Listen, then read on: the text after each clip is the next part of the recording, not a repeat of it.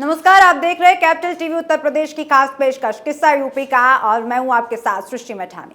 Mafia Atiq Ahmad और अशरफ की हत्या के बाद पहली बार सीएम योगी ने प्रयागराज में हुकार भरी है। बदमाशों को चेतावनी देते हुए सीएम योगी ने कहा कि यूपी में अब कानून का राज है। यूपी में कोई माफिया अब किसी को डरा नहीं सकता। साथ ही उन्होंने इस बात पर भी जोर दिया कि यूपी में अब दंगे नहीं होते। योगी ने कहा, जो जस करई तो तस फल चाखा। ये पंक्तियां हमारा मार्गदर्शन करती हैं। प्रयागराज ने हमेशा मानवता का मार्ग प्रशस्त किया है। अन्याय से पीड़ित व्यक्ति प्रयागराज की धरती पर न्याय के लिए आता है। ये धरती ना किसी के अत्याचार को सहन करती है, ना अत्याचार होने देती है। ये बड़ा बयान योगी का सामने आया है और आज उसी के पीछे के सियासी मायने समझेंगे, जिसके लिए हमारे साथ स्टूडियो में बातचीत के लिए मौजूद हैं कैपिटल टीवी के एग्जीक्यूटिव एडिटर राजीव जी। राजीव जी, आपका बहुत बहुत स्वागत है। धन्यवाद। राजीव जी, जो ये बयान सामने आया है, आज योगी ने प्रयागराज की धरती से ये भाषण दिया है, इसके पीछे के क्या सियासी मायने हैं? देखिए, योगी आदित्यनाथ ने साफ तौर पर कह दिया कि अब उत्तर प्रदेश से माफियाओं को भागना पड़ेगा जी। अगर यहां रहना है तो अपना वो कुकर्म छोड़ दे या फिर जेल की सलाखों के पीछे हो। अगर इन दोनों विकल्प को वो नहीं चुनता है तो उसके बाद तीसरा विकल्प भी सीएम योगी आदित्यनाथ के पास है। वो विकल्प वही है जो असद के साथ हुआ। असद ने क्या चुना? असद ने तीसरा विकल्प चुना कि हम गलती करेंगे, उत्तर प्रदेश में ही रहेंगे और सरेंडर भी नहीं करेंगे। यानी उमेश पाल की हत्या करने के लिए इन लोगों ने पूरी प्लानिंग बनाई और प्लानिंग के बाद उस प्लानिंग को एग्जीक्यूट करने के लिए ऐसा समय चुना, यानी दिन का समय चुना। और उसमें भी इन लोगों ने पूरा जो इसका गैंग था उसने सीएम योगी आदित्यनाथ को चुनौती दी कि हम उत्तर प्रदेश में इसी तरीके से बम फोड़ते रहेंगे, गोली चलाते रहेंगे और आपकी पुलिस कुछ नहीं कर सकती है, क्योंकि पुलिस के जवान तो उमेश पाल के साथ भी थे और उनको भी मारा गया। तो योगी आदित्यनाथ ने कहा है कि अगर इन दोनों विकल्पों में से एक विकल्प को नहीं चुनते हो तो फिर आपका तीसरा विकल्प हमारे सामने होगा और फिर माफियाओं का इनकाउंटर होगा असद गुलाम की तरह।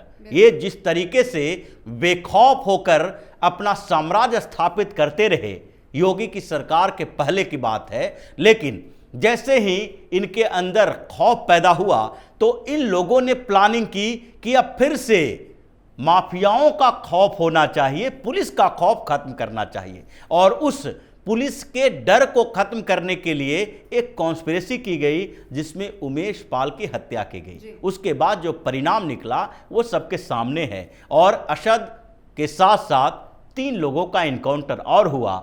उसके बाद अतीक अहमद और अशरफ की हत्या कर दी गई।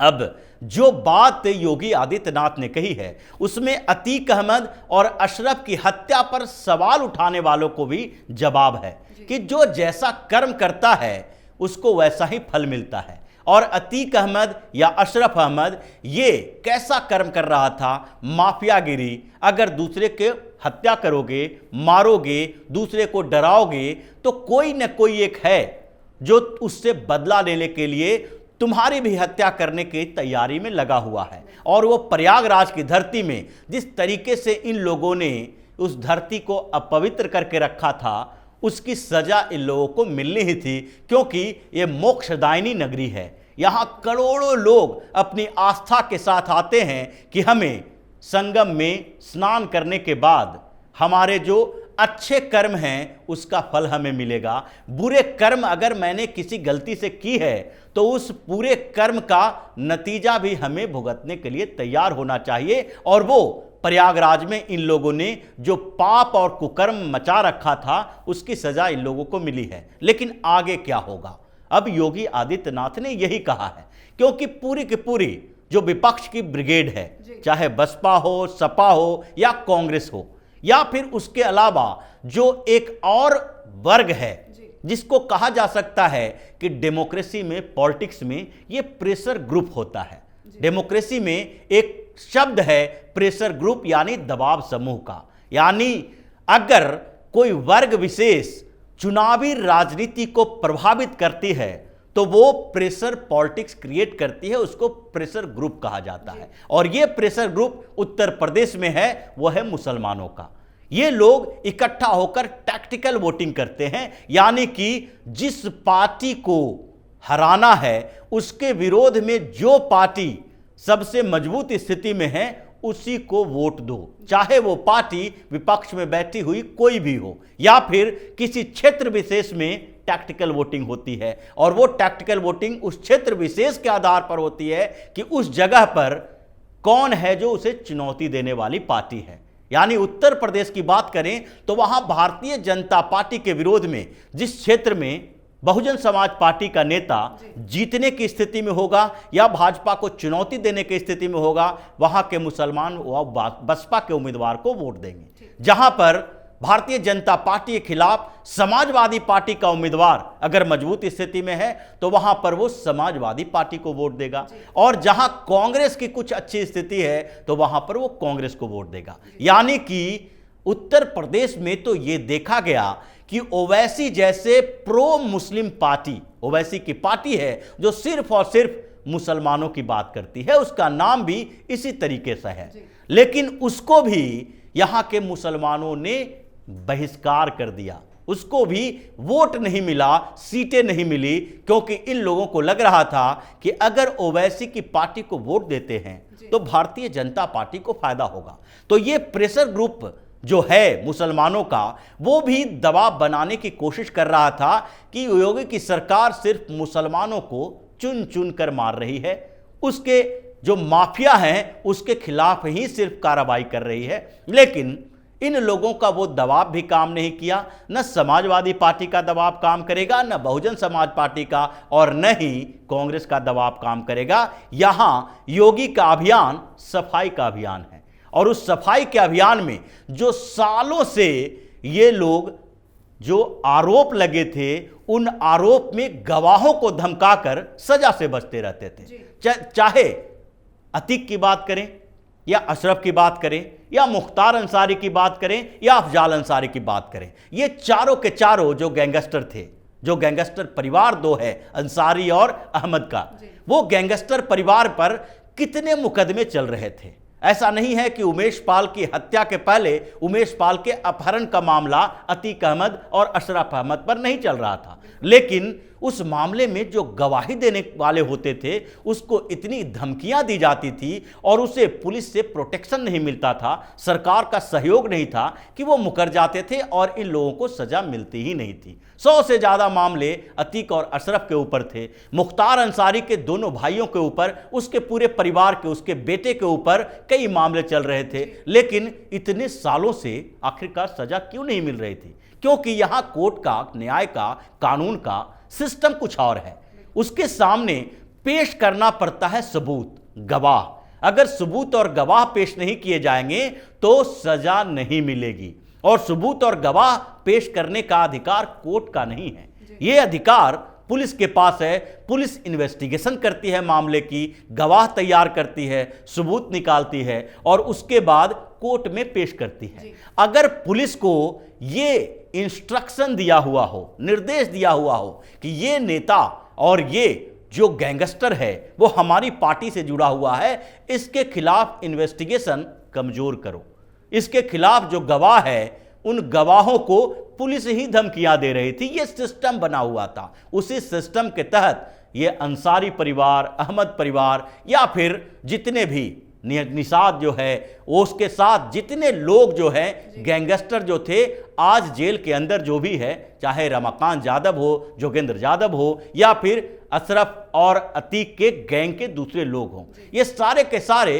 खुले घूम रहे थे। समाजवादी पार्टी के अंदर कई विधायक ऐसे हैं जिसके ऊपर मामला चल रहा था, लेकिन उन विधायकों को गिरफ्तार नहीं किया जा सकता क्योंकि सरकार का हाथ उसके साथ है। अब क्या हुआ अचानक से कि मुख्तार अंसारी को सजा हो जाती है, अफजाल अंसारी को सजा हो जाती है और उसकी संसद की सदस्यता खत्म हो जाती है, उसका राजनीतिक कैरियर ध्वस्त हो जाता है, उसका पूरा परिवार जेल की सलाखों के पीछे है। अचानक से क्या हो गया? अचानक से हुआ सिर्फ सत्ता का परिवर्तन।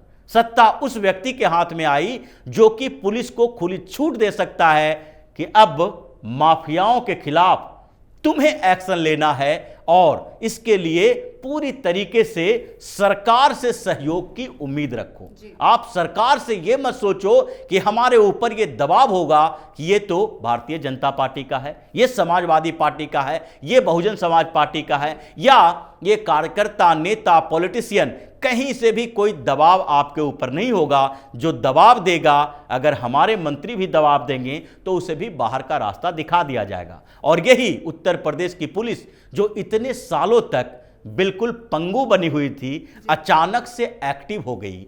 और योगी के कार्यकाल में 2017 से अभी तक का देखा जाए तो 10,900 से ज्यादा इनकाउंटर किए गए, मुठभेड़ किए गए। उसमें से 83 से ज्यादा अपराधियों की मौत हुई है और 1100 से ज्यादा घायल हैं। कई मुठभेड़ में हल्के फुल्के घायल हुए और उनको जेल में डाला गया है। अचानक से ये पुलिस के अंदर एक्टिविटी कहां से आई?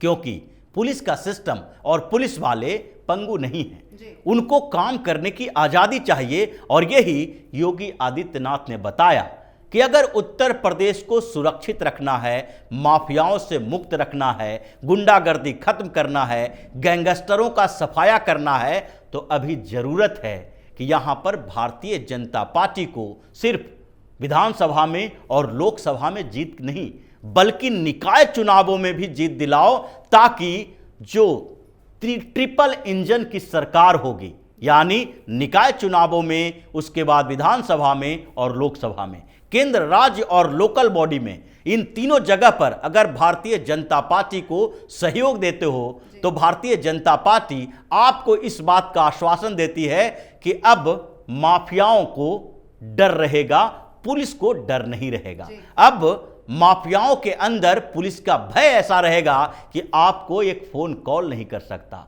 आपको धमकी नहीं दे सकता। और ये एक कड़ा संदेश है जिससे अब उत्तर प्रदेश की सियासत में फिर एक बार जो राम राज्य की परिकल्पना की बात योगी आदित्यनाथ करते हैं, उसी राम राज्य की परिकल्पना की ओर बढ़ेगा।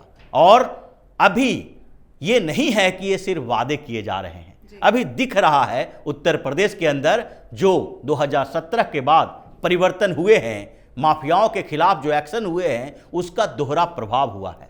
इन्वेस्टमेंट बढ़े हैं, रोजगार बढ़े हैं, लॉ एंड ऑर्डर के सिचुएशन अच्छे हुए हैं, और ये सारे के सारे जो परिवर्तन हुए हैं, उसका परिणाम अब भारतीय जनता पार्टी को मिलेगा, उसका फायदा मिलेगा। जी, इसी कारण से सपा, बसपा, कांग्रेस जैसी पार्टियां हैं जो बौखलाई हुई हैं और अब माफियाओं का भी साथ देने लगी हैं। जी, बिल्कुल आपने सही कहा। बहुत बहुत शुक्रिया हमारे साथ इस चर्चा में जुड़ने के लिए। धन्यवाद। देखा हमने, कहीं ना कहीं हम ये बात देख भी रहे हैं कि अगर चुनावी समीकरण से अलहदा हम इस चीज़ पर बात करें तो योगी सरकार में, योगी की सत्ता में जो पुलिस का दायरा है कार्रवाई का, वो निश्चित ही बड़ा है। अब पुलिस को कॉन्फिडेंस आया है।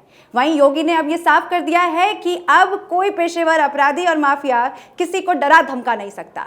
सीएम योगी ने उत्तर प्रदेश की जनता से ये वादा किया है कि उत्तर प्रदेश आज आपको बेहतरीन कानून व्यवस्था की गारंटी देगा। किस्सा यूपी का मैं आज के लिए बस इतना ही। हम फिर लौटेंगे नए मुद्दे, नए किस्से के साथ। तब तक के लिए देखते रहिए कैपिटल टीवी उत्तर प्रदेश। नमस्कार।